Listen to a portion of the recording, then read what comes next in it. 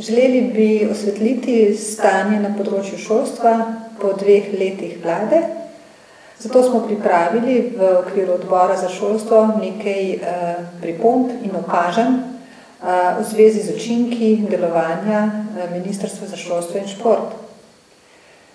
Odbor ugotavlja, da je bil sprejet interventni zakon, s katerim je v nejasno prihodnost zamaknjena uveljavitev ukrepa o polovičnem financiranju cene vrtca 5-letnikom, 4- in 3-letnikom. S tem ocenjujemo, da je ogroženo blagostanje družin, še zlasti srednjega sloja staršev.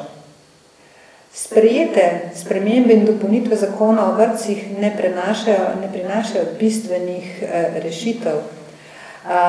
Še vedno ostaja velika težava, da občina ne dokonča in ne konča projektov v zvezi z novimi oddelki, ki jih je dolžna zagotoviti.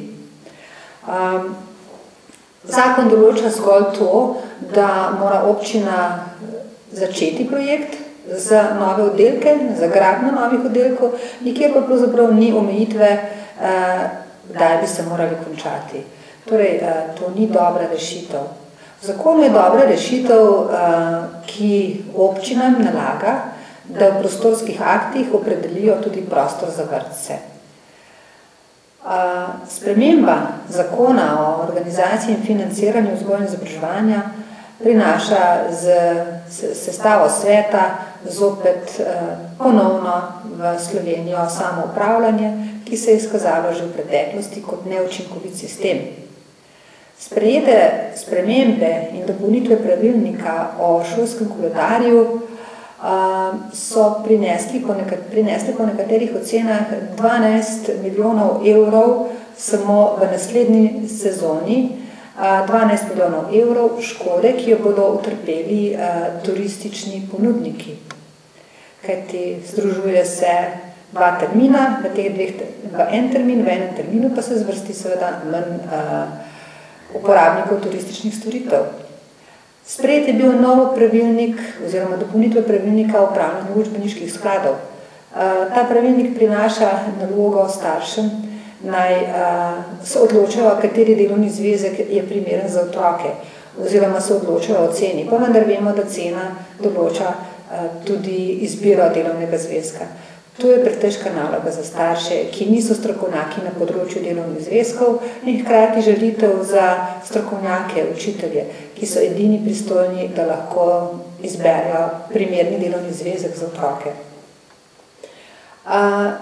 Sprejete so, torej v proceduri je zakon o spremembah in dopolnitvah zakona o osnovni šoli, ki določa, da se frontalna uvedba poučevanja drugega tujega jezika, obveznega drugega tujega jezika, premika v prihodnost, z navedbo, da bo to celostno rešeno v celotnem konceptu jezikov.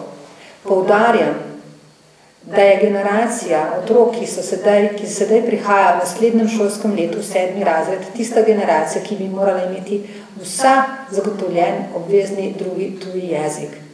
Prav nič in ne bo celostni koncept pomagal, celostni koncept, ki zadeva otroke, ki grejo zdaj v 1. razred. Ta generacija je izgubljena.